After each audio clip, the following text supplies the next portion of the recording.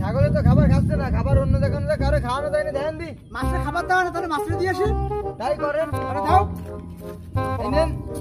কাকা তুমি এনে বসো, আমি তিনটা খাবার দিয়ে আসি। চালু আসবেন কিন্তু কাকা।